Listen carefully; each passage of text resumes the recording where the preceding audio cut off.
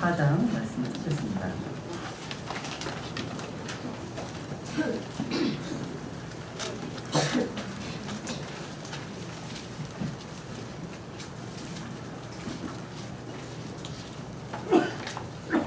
오늘 그 주보에 보시면 읽어보세요. 에 나오는 그 시는 그 미국 시인 롱펠로의 화살과 노래라고 하는 시입니다. 이 시는 오늘의 설교 제목인 그리스도인의 언어 생활과 관련을 제가 지었습니다. 의미를 제가 나름대로 해서 해석했는데요. 내 입에서 나간 말들이 화살처럼 어디에 떨어졌는지 나는 알지도 못하고 의식하지 못하지만 혹시 누군가의 가슴에 화살처럼 찌른 아픔일 수 있다는 것. 또 내 입에서 나간 말들이 노래처럼 누군가의 가슴 속에서 계속 맴돌고 재생되고 있는 고통일 수 있다는 생각을 해보았습니다. 한번 에베소 4장 우선 21절부터 제가 읽어보겠습니다. 에베소 4장 21절.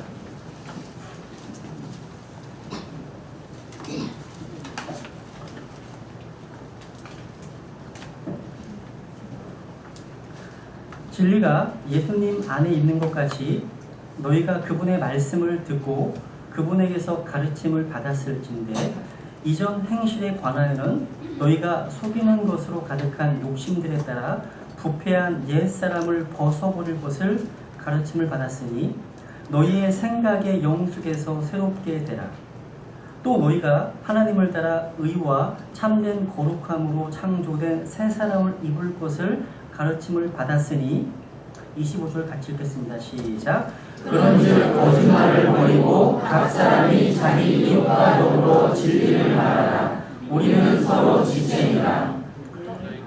너희는 화를 내도 죄는 짓지 말며 해가 지도록 진노하지 말고 마귀에게 틈을 주지 말라. 도둑질을 한 자는 더 이상 도둑질을 하지 말고 오히려 노동을 하여 궁핍한 자에게 줄 수 있도록 자기 손으로 선한 것을 할지니라. 29절 같이 읽겠습니다. 시작. 부패한 대화는 결코 너희 입 밖으로 내지 말고 오직 세워주는 일에 쓸 좋은 것만을 말하여 그것이 듣는 자들에게 은혜를 끼치게 하라. 하나님의 거룩한 영을 슬프게 하지 말라. 우리의 언어 생활이 하나님의 거룩한 영을 슬프게 할 수가 있습니다. 그분으로 말미암아 너희가 구속의 날까지 봉인되었느니라. 너희는 모든 쓴 것과 진노와 분노와 소리 지르는 것과 비방하는 것을 모든 악의와 함께 버리고 서로 친절히 대하며 상냥한 마음을 품고 서로 용서하기를 하나님께서 그리스도로 인하여 너희를 용서하시는 것 같이 하라. 오늘 설교 제목은 그리스도의 언어 생활에 대한 겁니다. 기도하겠습니다.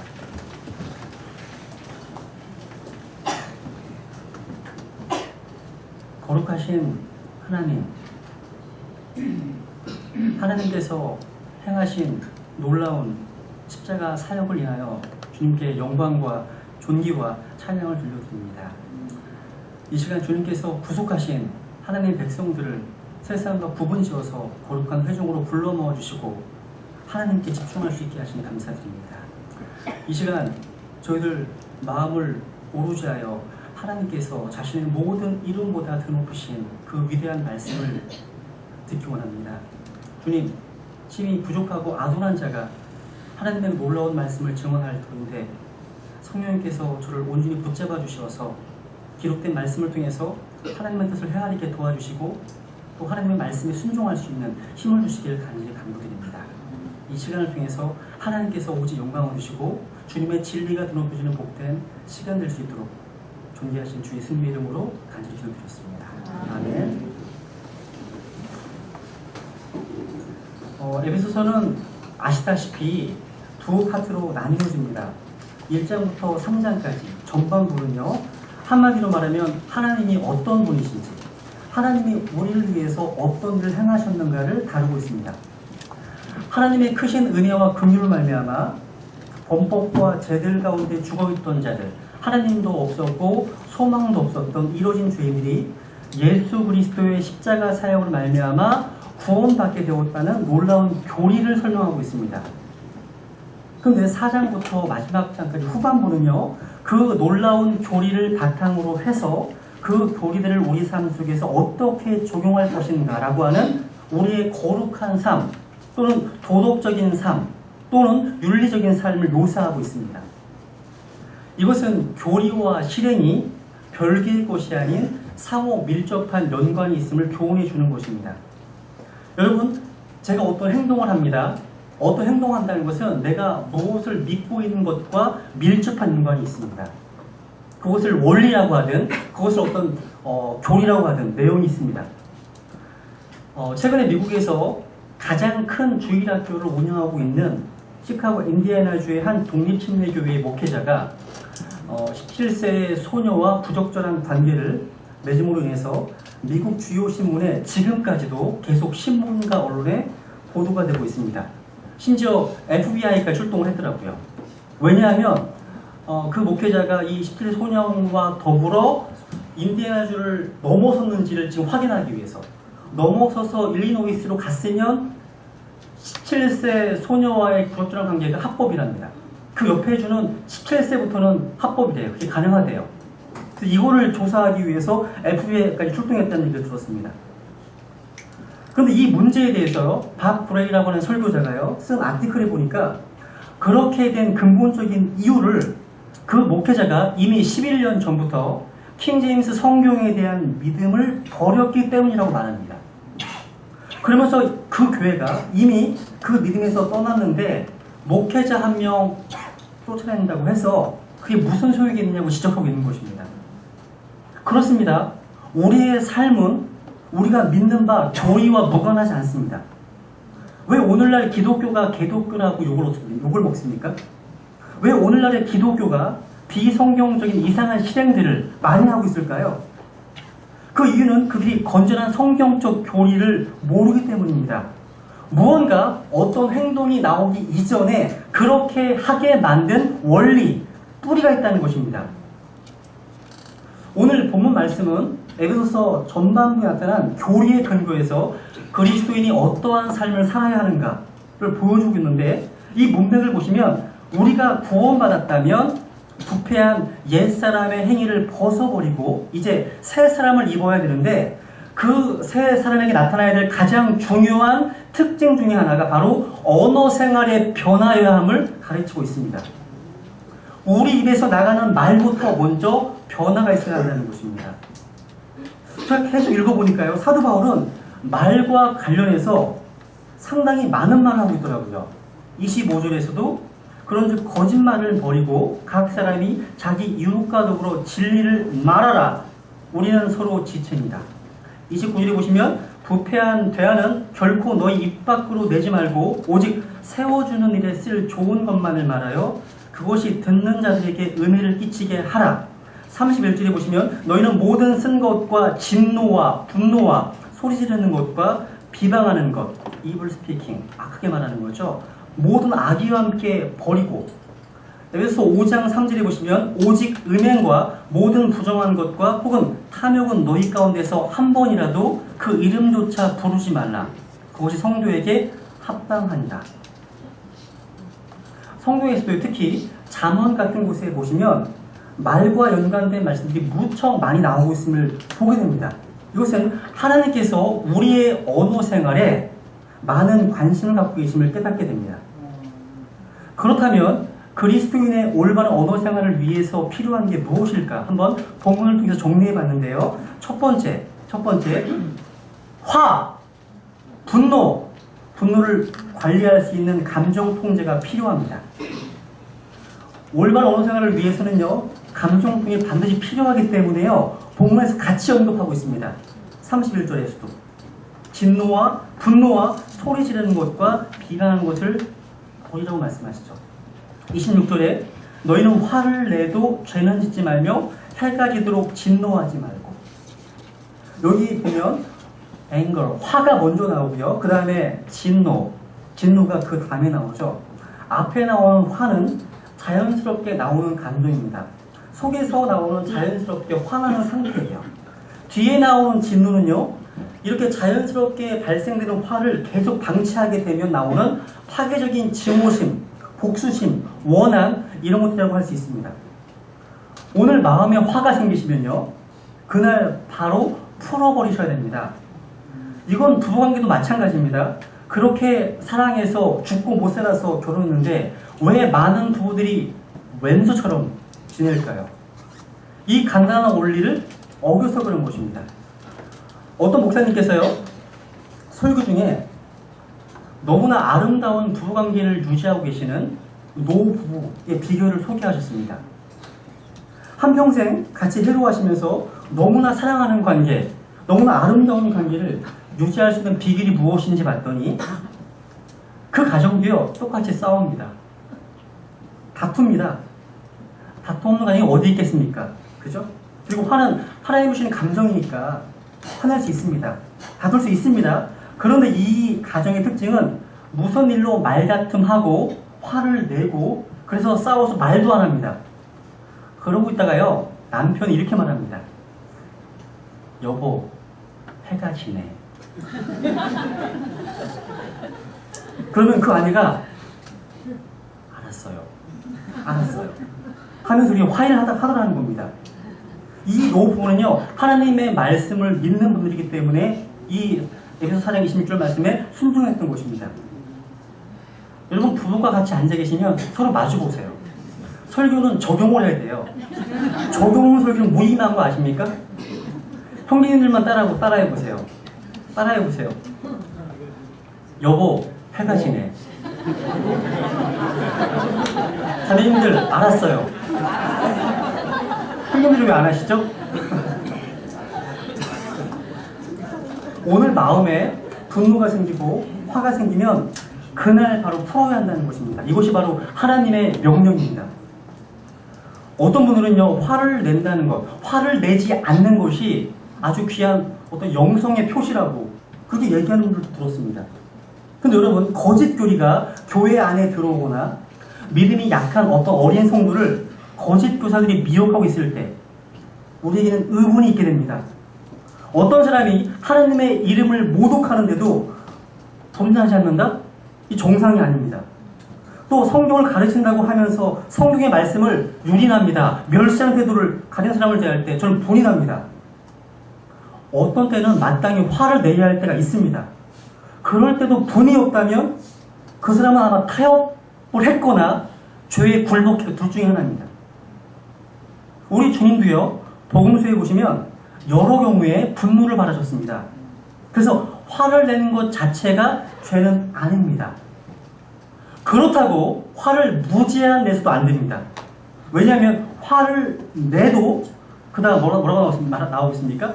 죄는 짓지 말라고 하는 말씀이 있기 때문입니다.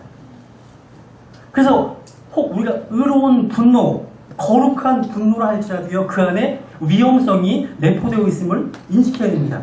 여러분, 다윗이 가졌던 의로운 분노 기억하십니까? 그것이 민족을 살리는 결과를 낳았습니다. 사무엘상 17장에 보시면 이에 다윗이 그 블레셋 사람에게 이르되 너는 칼과 창과 방패를 가지고 내게 오거니와 나는 내가 도전한 이스라엘 군대의 하나님 곧 만군의 주의 이름으로 내게 가노라. 나는 간다. 지금 하나님의 이름을 모독하고 자기 민족을 모독하는 골리앗을 향해서 다윗의 마음속에 의분이 일어났습니다. 이 의분이 얼마나 놀라운 에너지를 발생시켰습니까? 정규 군사 훈련도 받지 않았던 다윗에게 이러한 거룩한 분노가 있으니까요, 골리앗을 죽이는 에너지가 나오는 것입니다. 그런데 여러분, 이렇게 필요한 것이 의로운 분노지만 여기도 항상 조심히 다뤄야 한다는 것입니다. 왜냐하면 이 분노라는 것은요, 죄를 유발하기 쉬운 감정일 뿐만 아니라 그 다음 27절에 보시면 마귀가 틈탈 수 있는 영적으로 변질할 수 있는 가능성이 있기 때문입니다. 마귀에게 틈을 주지 말라. 이게 무서운 겁니다.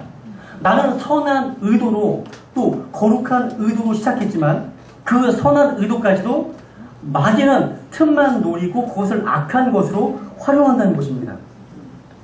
이 나라를 향한 분노, 이 사회를 향한 분노, 교회를 향한 분노, 배우자를 향한 분노, 이게 혹 정당한 것일지라도요, 그 정당한 의문 속에서 마귀가 틈을 비집고 들어가기 위해서 노리고 있다는 겁니다.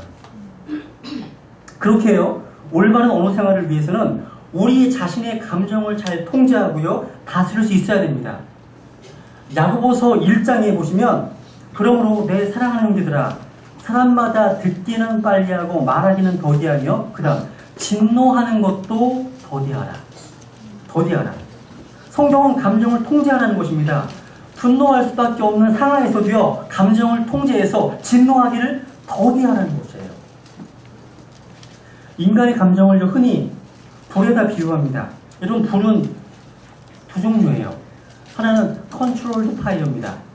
또 한 가지는 언컨트롤드 파이어가 있습니다. 통제된 불이 있습니다. 불이 통제되면 얼마나 우리 인간에게 유익하게 쓰여집니까? 우리가 부엌에서 음식을 만들 때 쓰는 가스가 통제된 불입니다. 추울 때 우리가 사용하는 히터는요, 불이 통제가 되니까 따뜻하게, 유익하게 쓰이는 것입니다. 그런데 산불은요, 통제가 안 되니까 파괴적이 되는 것이에요. 내 감정이 성령님께 통제가 되지 않는다면 의로운 분노라고 할지라도 결국은 파괴적 결과를 가져온다는 것, 명심해야 됩니다. 그래서 우리는 자신의 영을 잘 다스릴 줄 알아야 됩니다. 두 번째로 그리스도인의 올바른 언어 생활을 위해서는 말의 힘을 인식하셔야 됩니다. 말의 힘. 말의 힘이 있는 거 아세요? 여러분 한번 창세기 1장을 볼까요? 창세기 1장을 보겠습니다.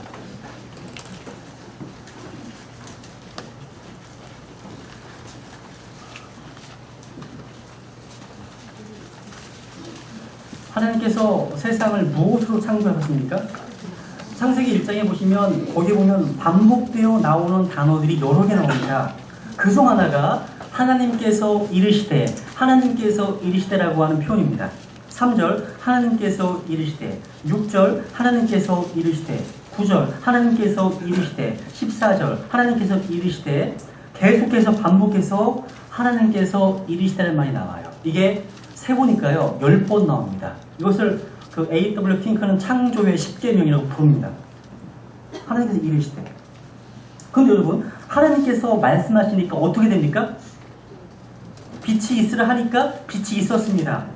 6절에 보시면 하나님께서 이르시되, 7절 마지막 보세요. 7절 마지막 그대로 되니라. 9절 하나님께서 이르시되, 마지막 그대로 되니라. 14절 하나님께서 이르시되, 마지막 그대로 되니라. 하나님께서 이르시면, 말씀하시면 그대로 됩니다. 이것이 말씀의 권능입니다. 그뿐만이 아닙니다.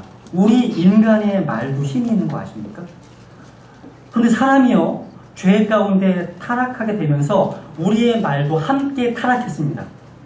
말 속에 있는 이런 창조적인 능력이요, 파괴적인 능력으로 변질되었다는 것이에요. 그래서 창세기 3장 인간의 타락 이후에는 우리 인간의 언어가 양면을 갖게 되었습니다. 창조적인 면과 파괴적인 면, 두 개가 다 있다는 것이에요. 그러면 제가 성경 말씀을 통해서요, 말에 어떠한 권능이 있는지 제가 한번 성경을 읽어드리겠습니다. 너무 많으니까요, 제가 읽어만 드리겠습니다. 말이요, 사람을 건강하게도 만들고요, 사람을 병들게도 합니다. 잠언 12장에 보시면 지혜로운 자의 혀는 건강하게 한다. 잠언 15장에 보시면 건전한 혀는 생명나무다. 잠언 16장에 보시면 즐거운 말들은 뼈에 건강을 준다. 잠언 12장에 보시면 선한 말은 마음을 기쁘게 한다. 반대로요, 잠언 12장 18절에 보시면 칼로 찌르듯이 말하는 것이 있거니와, 시편 140편 3절에 보시면 그들의 입술 밑에는 독사의 독이 있다. 그걸 받으면 병들게 되겠죠. 로마 3장에 보시면 그들의 입술 밑에는 독사의 독이 있고 그들의 입은 저주와 쓴 것으로 가득하니. 함부로 하는 말, 칼로 찌르듯이 하는 독한 말, 날카로운 말은 마음을 상하게 하고 병들게 합니다. 여러분, 이런 말 때문에 마음이 상하고 관계가 깨어진 경우가 있으시지 않습니까? 또 이 말은요, 살리는 말이 있고 죽이는 말이 있습니다. 잠언 18장 21절에 보시면 사망과 생명이 혀의 권능 안에 있나니 혀를 사랑하는 자들은 그곳에 열매를 먹으리라. 예레미야 9장에 보시면 그들의 혀는 이미 쏜 화살 같고 거짓을 말한다. 잠언 13장 3절에 보시면 자기 입을 크게 벌리는 자에게는 멸망이 있다. 살고 죽는 게 어디 달려있다고요?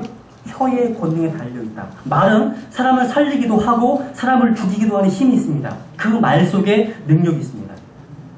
또 흥하게 하는 말이고요, 망하게 하는 말이 있습니다. 잠언 11장에 보시면 위선자는 자기 입으로 이웃을 망하게 한다.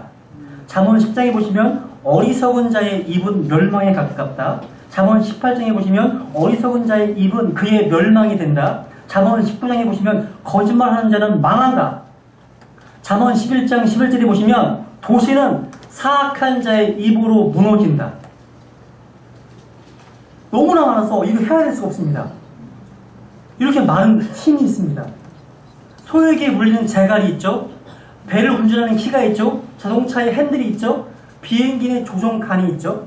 모양은 다르지만 같은 역할을 합니다.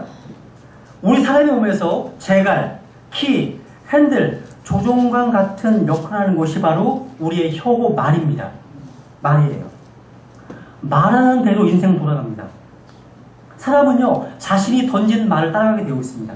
그래서 말을 앞세우고 그 뒤를 따라가는 것이 인생입니다. 여러분 혹시 평소에 자주 하는 말을 한번 생각해 보세요. 그리고 자신의 인생을 한번 돌아보세요. 자주 하고 있는 말과 나의 인생이 너무 비슷합니다. 나의 오늘은요, 어제 내가 한 말의 열매입니다. 또한 오늘 내가 하고 있는 말을 보면 나의 미래를 알 수가 있습니다. 그래서 우리 인생은요, 내가 무엇을 말하고 어떻게 말하고 언제 말하느냐에 달라집니다.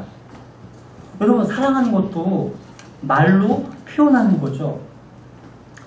여러분 결혼은요 사랑하는 마음을 가진 사람들이 하는 것이 아닙니다. 사랑을 말로 표현하는 사람들이 하는 것입니다. 맞습니까? 결혼은요 말로 표현하고 나타난 열매입니다. 여러분 룻기 기억하십니까? 모함 여인 룻과 보아스의 러브스토리가 기록되어 있죠. 거기에 보시면요 서로의 사랑을 몸짓으로 표현하고 말로 표현합니다. 두 사람은 사랑하는 마음을 품었기 때문에 성사된 것이 아니에요. 그 사랑을 말로 표현했고요 행동으로 표현했기 때문입니다. 그래서 표현하는 게 너무 중요한 거예요. 그래서 사랑하는 마음이 전달되는 것은요 언어의 표현을 통해서 전달되는 것입니다. 그 표현된 말에 힘이 있고 능력이 있는 것이죠. 그뿐만이 아닙니다. 민수기 13장 14장에 보시면요 좀 두렵지만 하나님께서는 우리의 말을 들으시고요 우리의 말에 따라서 역사하십니다. 한번 찾아볼까요? 우리가 사용하는 단어, 말에 관심을 가져야 되는 이유가 뭡니까? 하나님이 우리의 말을 따라서 역사하시기 때문입니다. 한번 민수기 14장을 볼까요? 12명의 정탐꾼을 가나안 땅에 스파이를 보냅니다. 40일 동안 부여받은 임무를 마치고 돌아와서 이스라엘 백성들이 보고를 합니다. 근데 그 보고를 듣습니다. 듣고 난 이후에 이스라엘 백성들의 반응이 어땠습니까? 민수기 14장 1절.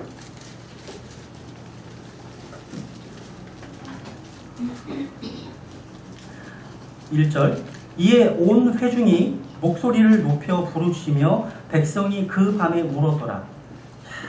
2절 이스라엘의 모든 자손이 모세와 아론에게 불평하며 온 회중이 그들에게 이르되 같이 읽겠습니다. 시작. 우리가 이집트 땅에서 죽었더라면 좋았으리라.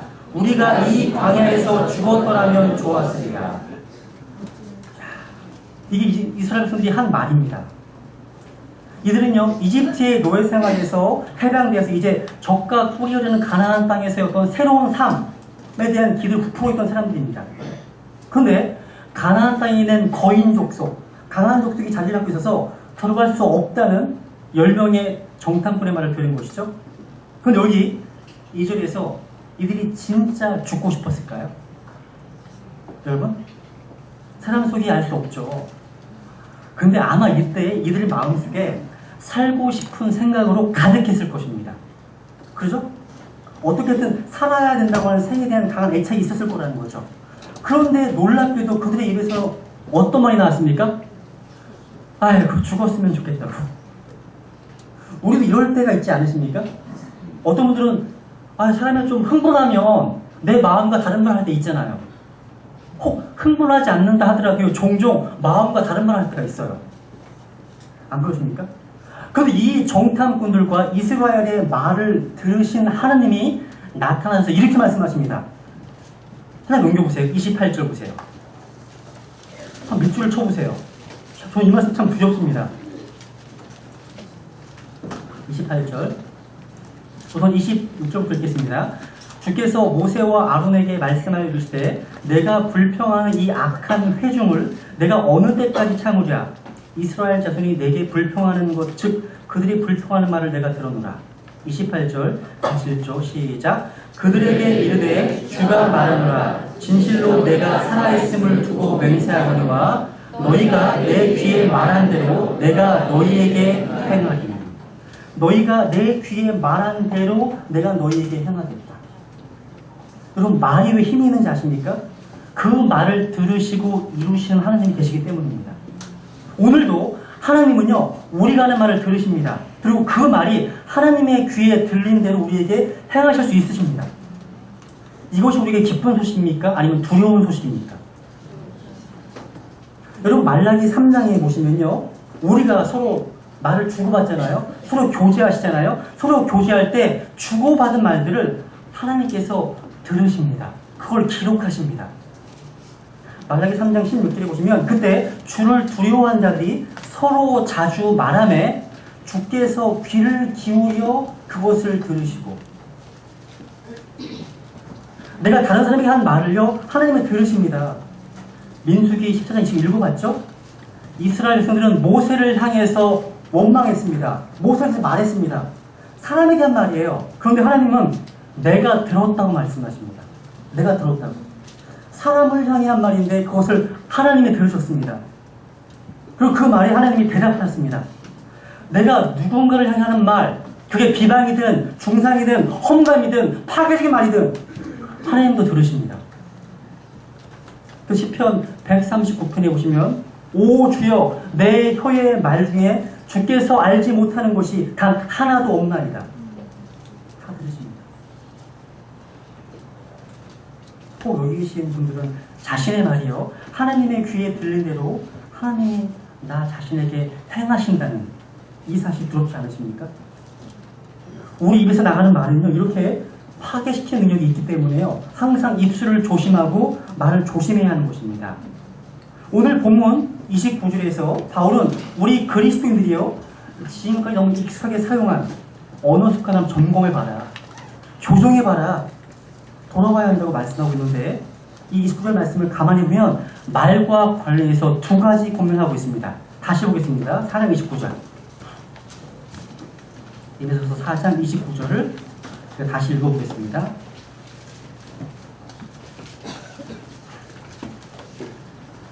부패한 대안은 결코 너희 입 밖으로 내지 말고 오직 세워주는 일에 쓸 좋은 것만을 말하여 그것이 듣는 자들에게 은혜를 끼치려라. 먼저는요, 부정적인 말을 하지 말라는 겁니다. 부패한 대화는 결코 너희 입 밖에도 내지 말라, 하지 말라는 것이 먼저 나왔습니다. 그리고 나서 두 번째 하라는 거예요. 뭐요? 선한 말을, 은혜를 끼치는 말을, 세워주는 말을. 이 구도를 가만히 보면요, 언어 사용에 있어서 우리에게 두 가지 춤을 주고 있는데요, 먼저 등장하는 것이 부패한 대화는 결코 너희 입 밖으로 내지 말라는 부정적인 것입니다. 여러분, 이 비슷한 구도가요, 예레미야에도 나오는데요, 한번 찾겠습니다. 예레미야가 하나님의 부르심, 소명에 대한 반응으로 부정적인 반응을 먼저 보이는데요, 예레미야 1장을 보겠습니다.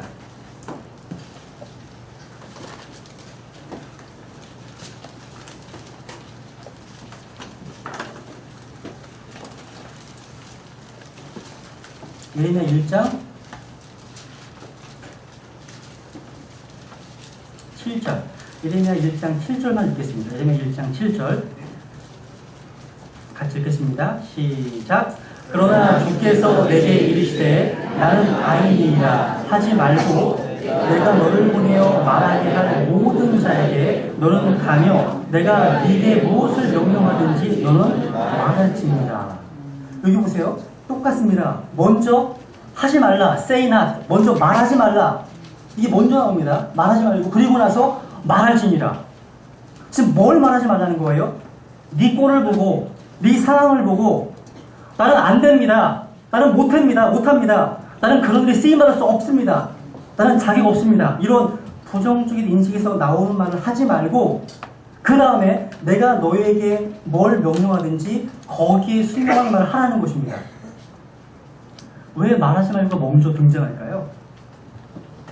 저를 포함해서 우리들은요, 자기가 날마다 자기 모습에 몰두해 있습니다. 그래서 자기 자신을 너무나 부정적으로 본다는 거예요.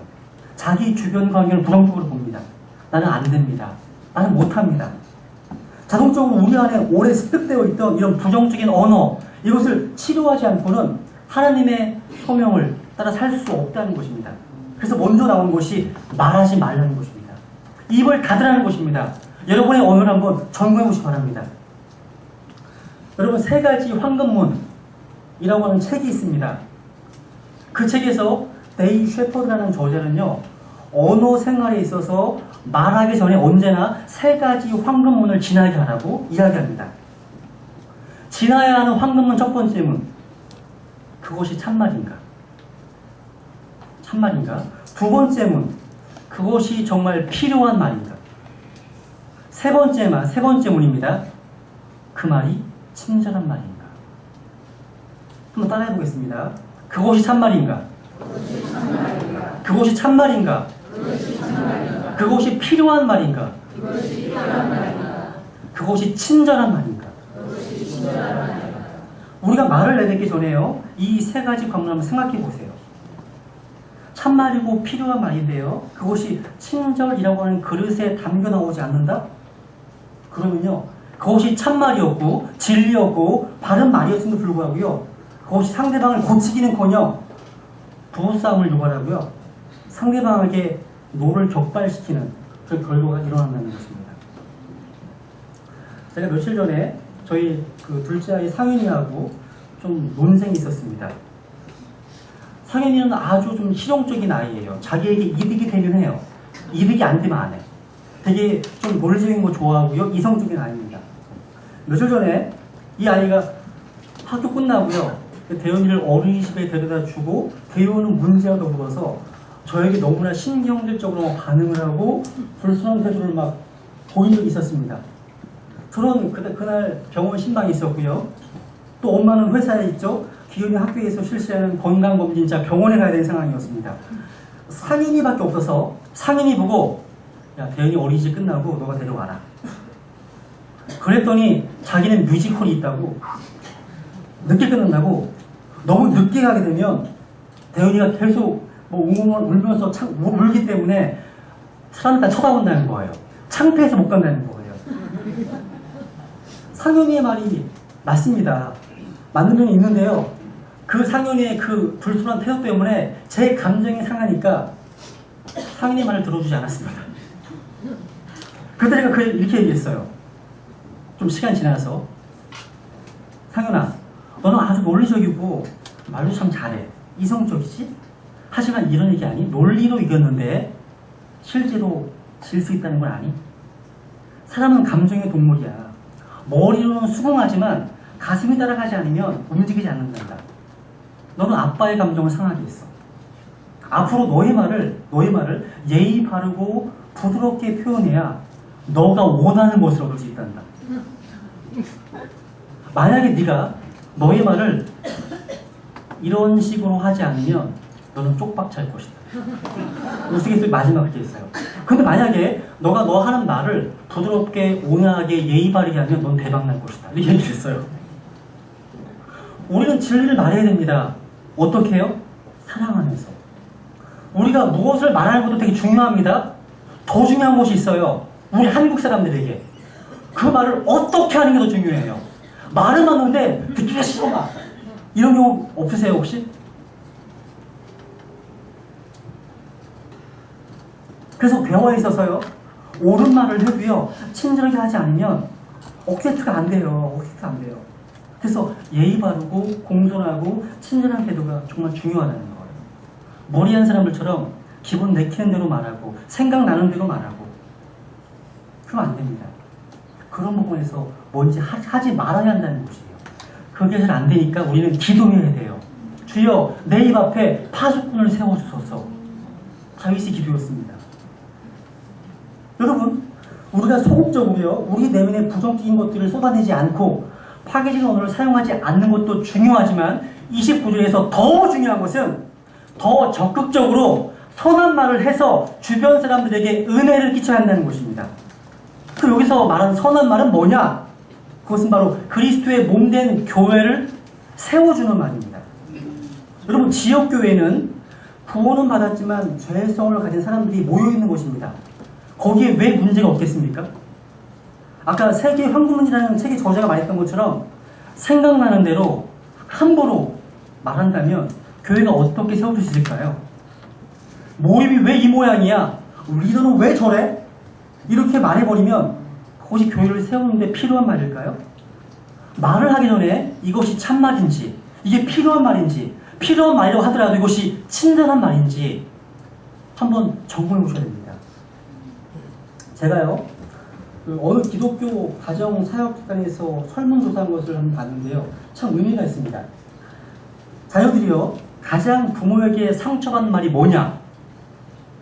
그랬더니 무려 43%가 이게 대답했습니다. 네가 제대로 하는 게 뭐가 있냐? 이런 말이에요. 혹시 지난 여름방학 때 많이 하신 말씀 혹시 아니세요? 애들이 거기에 상처를 받는다는 거예요. 그런가 하면요, 참 흥미로운 것은 부모들이 자녀들에게 가장 많이 받는 상처가 뭐냐? 그런데 무려 73%가 대답했습니다. 얘가 이렇게 말할 때입니다. 엄마가 나한테 해준 게 뭔데? 이럴 때. 사춘기들이 자주 하는 말 아니에요? 그럴 때 부모가 상처를 많이 받는데요. 저는 이 설문 내용을 보면서 뭘 깨닫는가 하면은 자녀도 부모에게 인정받는 말을 듣고 싶지만 부모도 자녀에게 인정받는 말을 듣고 싶은 것입니다. 남녀노소 부모 자녀를 막론하고 다 우리 모두는 다 인정받고 싶어 한다는 것입니다. 여러분, 게리 체프만이 쓴 5가지 사랑의 언어라는 책이 있습니다. 새로 결혼을 하는 결혼을 하는 사람들에게 필독서로 읽히는 책이죠. 이 책에 보면 부부가 회복해야 되는 5가지 언어 중에서 제일 먼저 등장하는 것이 뭔지 아세요? 인정하는 말 하라는 거예요. 인정하는 말. 그 책에서 마크 트웨인의 말을 이용하는데요. 나는 한 번 칭찬을 받으면 2달 동안은 잘 지낼 수 있다. 이런 말을 해요. 세상에 한 번만 칭찬해주면 유효기간이 2달이나 가는데 얼마나 칭찬을 안 해주고 사느냐. 이렇게 말하면 혹시 칭찬에 대해서 오해하시는 분들이 계실 것 같아서 조금 더 말씀을 드리겠습니다. 많은 그리스도인들이요, 칭찬에 인색하십니다. 왜 그렇죠? 칭찬하면 사람 버린대요. 교만해져서 말기가 시험한대요. 그런 걸 하시는 것 같아요. 물론 그런 위험 요소가 있을 수 있습니다. 칭찬 때문에 교만의 유혹에 빠질 수 있는 사람, 실제로 칭찬을 감당 못하는 미숙한 사람, 자신이 잘나는 줄 착각하는 사람 있습니다. 사실입니다. 그러나 그것은 하나님이 다루실 몫이죠. 예수님은요, 우리가 작은 일에 신실해도요, 이렇게 말씀하십니다. 잘하여도다 선하고 신실한 종아. 이 칭찬은요, 바로 하늘의 언어입니다. 아십니까? 마귀는 결코 칭찬 안 합니다. 여러분, 하나님께서 욥기에 보시면 동방의 의인 욥을 칭찬하고 자랑하십니다. 그때 마귀가 어떻게 참수합니까? 에이, 욥도 자기가 뭔가 이익이 있으니까 하는 성기겠죠. 아니에요. 이렇게 하지 않습니까? 사단은 무너뜨리기를 좋아해요. 칭찬은요, 사람을 세워주는 거예요. 주님의 방법입니다. 아름다운 것에 대해서, 좋은 것에 대해서 칭찬하는 것 자연스러운 것입니다. 또 장려해야 될 것입니다. 교회 이곳 저곳에서 수고하시는 분들에게요, 그저 사람의 칭찬 기대하지 말고 하나님만 바라고 하나님의 칭찬만 기대하세요. 이렇게 말하지 마세요. 칭찬하지 않으면서 그가 실수하면 그것을 지적하고 정죄하고 비판하지 않으십니까? 어떤 분은 또 이렇게까지 얘기해요. 저를 칭찬하지 말래요. 왜? 이 땅에 칭찬받으면 하늘의 상대가 없어진대요. 어떻게 이런 이상한 걸 하시는지 모르겠지만 구원받은 지 오래된 분들이 이렇게 얘기할 때는 참 당혹스럽습니다. 여러분, 우리 지금 그렇게 인색하신 분이 아니십니다. 사람이 나를 칭찬한다고 해서 하늘에서 야, 너 칭찬받았으니까 상급 없다 하시겠습니까? 우리의 마음에 질투심이 없는 한 왜 다른 형제 훌륭함을 칭찬하지 않겠습니까? 너무나 많은 분들이요, 칭찬이 굶주려 있습니다. 단 한 번도요, 남편이 아내를, 아내가 남편을 칭찬하지 않은 고를도 있답니다. 그것을 꼭 말로만 해야 합니까? 말로 해야 합니까? 바보 말씀 들을지 모르겠습니다. 그렇습니다. 말로 해야 합니다. 말로 하지 않으면 누가 나를 사랑하는지, 누가 격려해 주는지, 인도해 주는지 알 수 없습니다. 여러분, 말로 하지 않아도 아시는 분은 하나님 뿐이십니다. 우리는 말해야 됩니다. 가장하지 않고요, 과장하지 않고 가식이 없는 있는 모습 그대로 칭찬하는 거예요. 제가 재밌는 이야기 하나 읽었는데요. 어떤 초등학생 아이입니다. 이 아이가, 야, 우리 아이도 좀 좋겠는데 수학 시험 중에 100점 맞았습니다. 100점. 그 성적표를 들고서 머리카락이 휘날리는 동안 집으로 달려갑니다. 숨이 턱까지 막 차올라. 엄마! 제가 수학 100점 맞았어요. 그랬더니 그 엄마가 한다는 말, 한마디 딱 합니다. 국어는 이게 참회의 웃음이신가요? 여러분, 그 어린아이가요, 소변 마려운 것도 참고요, 미친듯이 달려가는 것은 수학 100점 맞은 거 인정하고 싶은 거예요. 그런 아이 좀 끌어안아주면서, 야, 이거 참 가문의 영광이다. 네 아빠에게도 없었고 네 엄마에게도 없었다. 살다 보니 이런 일이 있구나. 대단하다. 그러면서 좀 껴안아줘야 되는데 쌀쌀맞게 국어는. 혹시 이게 우리에게 익숙해 있는 패턴 아닌가요? 우리는 이것을 좀 회복해야 될 것 같습니다. 우리는 너무나 부정적인 쪽으로 쏠려 있는 것 같아요. 그래서 자꾸 의도적으로요, 긍정적인 말, 세워주는 말을 해야 됩니다. 골로새서 4장 6절에 보시면요, 너희 말을 소금으로 간 맞춰 항상 은혜롭게 하라. 참 멋진 표현 아니에요?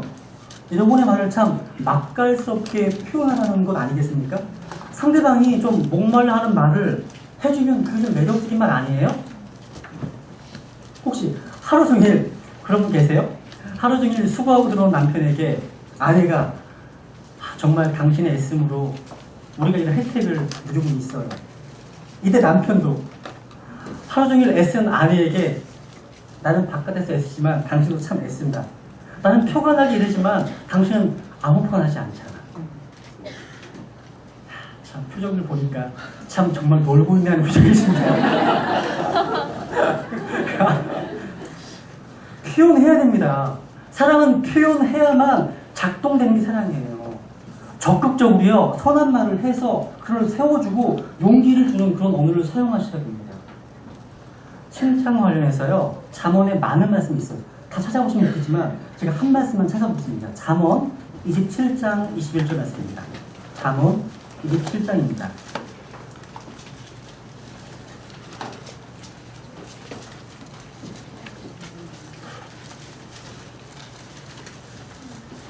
잠언 27장 21절 같이 한번 읽겠습니다. 잠언 27장 21절 시작. 도가니로 은을 용광으로 금을 시험하듯 칭찬으로 사람을 시험하느니라. 여러분, 칭찬은 사람을 정금처럼 만듭니다. 여러분 금과 은이 어떻게 만들어집니까? 칭찬이 어떻게 금 같은 사람을 만들까요? 여러분, 금이나 은이 섞여 있는 돌을 원광석이라고 얘기해요. 원광석을요, 도가니에 놓고 용광로를 돌려서 불을 떼면 돌은 돌대로, 금은 금대로 분리가 됩니다. 돌 속에 섞여 있던 금이 도가니와 용광로를 통해 점검이 됩니다. 도가니로 은을 만드는 거예요. 용광로로 금을 만드는 거예요. 그렇다면 그 다음 나오는 칭찬으로 사람은 어떻게 이해해야 될까요? 칭찬으로 사람 만듭니다. 어떤 사람 만듭니까? 어떤 사람 만드는 거예요? 앞에서 용광으로 도가니를 만들었습니다. 좋은 것이 나왔죠? 그렇다면 칭찬을 통해서 만들어지는 사람은 어떤 사람입니까? 금 같은 사람이 만들어지는 거예요. 도가니와 용광로가요, 금과 돌을 분리합니다. 순전한 금과 은을 만들기 위해서요, 용광로와 도가니가 하는 역할을 사람에게 하는 것이 칭찬입니다. 칭찬이에요. 칭찬은요, 사람을 금과 은같이 귀한 존재로 만듭니다. 여러분, 우리 사람 속에 불순물이 있습니다. 많이 있잖아요. 많은 사람들이 불순물을 제거하는 것이 비판이라고 생각합니다. 그래서 열심히 비판해요. 그것을 사명으로 알고 사는 사람도 있습니다. 사람 속에 있는 불순물, 이 사회 속에 있는 불순물을 제거하기 끊임없이 비판합니다. 그러나 그렇지 않습니다.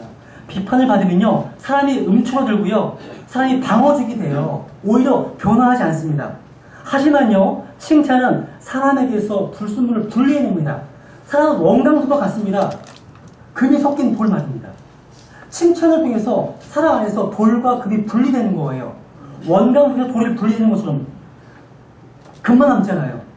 칭찬도요, 사람 속에는 불순물이 제거되면 금과 같은 사람이 나오는 것이에요. 칭찬은 사람을 금과 같이 존재하게 만드는 것이에요. 금 같은 사람은요, 태어나는 것이 아니라 칭찬으로 만들어지는 것입니다. 여러분 혹시 그 벤 카슨이라고 하는 내과 의사를 혹시 들어보셨습니까? 벤 카슨? 이분은 미국의 존스 홉킨스 대학병원의 의사입니다. 근데 이분은 샴 쌍둥이 아시죠? 샴 쌍둥이 남자애들을 분리시켰어요. 그래서 세계적으로 주목받은 실력파 의사입니다. 제가 들어보니까요, 이분이 초등학교 때까지는요, 아주 굉장히 불행한 어린 시절을 보냈습니다. 8살 때 부모님이 이혼하셨고요. 그 이후에 마약, 폭력이 난무하는 흑인 빈민가에서요, 호르몬이 돼서 자랐는데, 초등학교 5학년 때까지 불량소년과 오래 다니고요, 싸움질이나 하고 학습 부진으로서요, 성적이 거의 다 F였답니다. 그야말로 빈민가의 불량소년이고 꼴찌소년이고요, 놀림과 따돌림을 받던 그런 초라한 인생이었는데, 이 사람이 세계적으로 실력 있는 외과 의사가 되었다는 겁니다. 그래서 기자가 물은 내용이 실렸는데요. 당신은 학교에서 열등 학생이었는데, 깡패였는데 어떻게 이렇게 지금의 모습이 될 수 있었습니까? 그랬더니요, 벤 카슨이요, 숨도 쉬지 않고 이렇게 얘기합니다. 그것은 나의 어머니 쇼나 카슨 덕분이었습니다. 쇼나 덧붙이기를요, 어머니는 제가 늘 학교에서 꼴찌를 하고 흑인을 하고 따돌림을 당할 때에도요, 어머니는 늘 너는 마음만 먹으면 할 수 있어. 너는 하면 돼. 한번 해봐. 노력만 하면 너라고 왜 못하겠냐. 하면서요, 절대적으로 자기에 대해서 부정적인 말을 안 하더라는 거예요. 항상 긍정적인 말, 희망적인 말로 자신을 키웠다는 거예요. 그래서 돌아보니까요, 어머니의 그 사람을 살리는 희망적인 말 때문에 용기를 얻고 지금 이 자리까지 오게 되었다는 겁니다. 제가 자료를 찾아보니까요, 그 어머니 쇼나 카슨도 불우한 여성입니다. 남편은 이중생활을 해서요, 그녀를 버렸습니다. 경제적으로 어려운데 나이도 많지 않은 아들이 혹처럼 달려있어요. 그 아들은 학습 부진합니다. 깡패들하고 어울려 다니고요, 아주 처참한 상황입니다. 그래서 비관해서 자살을 시도합니다. 수면제 다량 복용, 실패합니다. 실패했습니다. 처참하게 인생을 살고 있는데 병원에서 어떤 한 성도에게 복음을 전해듣게 되었습니다. 예수 그리스도의 십자가 사랑을 알게 됩니다. 그리스도의 영광스러운 복음의 빛이 그녀 안에 스며들었습니다. 그리고 그녀는 성경을 읽으면서 용기를 얻기 시작했습니다. 그때부터 이 쇼나 카슨, 그녀의 말이 바뀌기 시작했습니다. 자식을 세워주는 희망적인 말을 통해서 그 아들이 세계적 의사가 되었다는 것입니다. 이제 제가 말씀의 결론을 맺겠습니다. 야고보 사도는요, 혀를 그리스도의 삶에 있어서 아주 문제거리로 본 사도입니다. 다른 사람들은 다 길들일 수 있는데 요 혀만 길들일 수 없다고 얘기합니다. 혀는 작은 기체인데 우리의 온 몸을 더럽힌다고 이야기합니다. 이 작은 불이 혀라는 말이에요. 여러분, 말을 잘못해서 얼마나 많은 문제가 야기되는지 모릅니다. 우리의 혀를 길들이고요, 우리의 언어 생활을 교정하려면 먼저 예수님이 내 삶의 주인이 되셔야 됩니다. 쇼나 카슨의 삶 속에 그리스도의 복음을 통해서 예수님께서 주인이 되셨을 때 자녀를 향한 그녀의 언어가 바뀌었습니다. 우리는 모두 원래 입술이 부정한 자라고 이사야는 고백했죠. 그때 주님께서는 재단의 숯을 입에 대면서 이렇게 얘기했습니다. 보라, 이것이 내 입술에 닿았으니 내 불법이 제거되고 내 죄가 깨끗하게 되었다고 말씀하십니다. 부정한 우리 입술이 재단의 수초 예표된 예수 그리스도의 십자가의 보혈로 깨끗함을 받아야 한다는 것입니다. 이것은 우리가 그리스도의 합당한 언어 생활을 하기 위한 기본 전제입니다. 그러나 이것이 끝이 아닙니다. 우리는 한 걸음 더 나아가서 성령 충만을 구해야 됩니다. 듣는 자에게 의미를 끼치는 말, 선한 말을 하기 위해서는 성령 충만이 필요합니다. 왜? 이 명령에 순종하려면 나에게 힘이 있어야 됩니다. 나는 할 수 없습니다. 들을 수 없습니다. 하지만 성령 충만하면 할 수 있습니다. 그 힘이 성령으로부터 옵니다. 성령 충만하면 선한 말을 해요. 성령 충만하면 은혜를 끼치는 말을 합니다. 그렇게 성령 충만을 구해야 됩니다. 그래서 언어 생활의 교정을 위해서는 성령 충만한 가운데 성령의 재간을 통해서 훈련이 되고 그것이 습관이 될 때 변화가 이루어져 가는 것입니다. 우리 자신을 성령님께 내어 맡기셔야 됩니다. 이것이 바로 성령을 믿는 그리스도인으로서 올바른 언어 생활을 위한 유일한 해결책입니다. 기도하시겠습니다.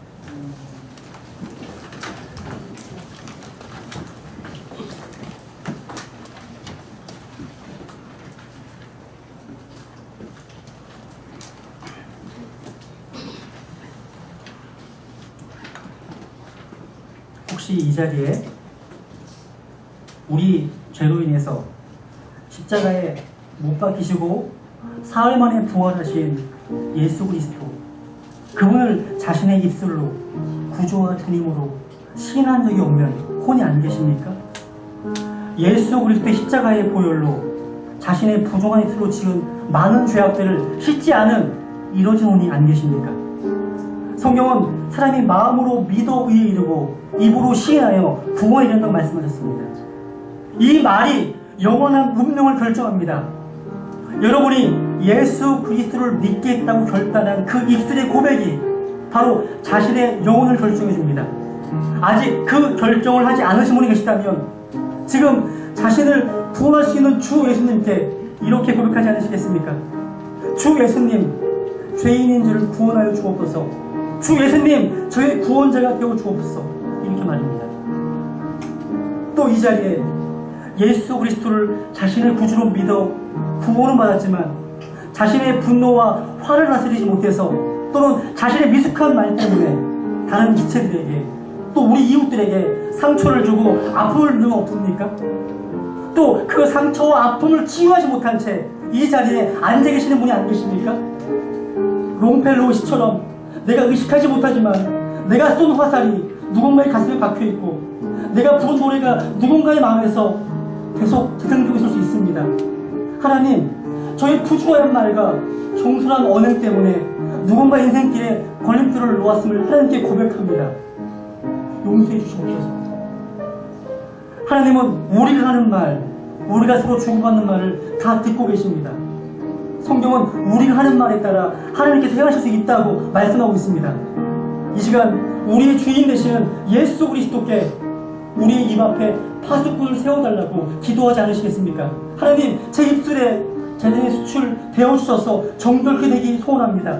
그리고 이 시간 우리의 언어 생활의 교정을 위해서 매일 성령님께 자신을 내어드림으로, 성령님께서 자신을 온전히 주장하심으로 선한 말, 믿음을 세워주는 말, 듣는 자들이 은혜를 끼치는 말을 할 수 있도록 성령 충만을 구하겠다고 결단하지 않으시겠습니까? 기도하시겠습니다.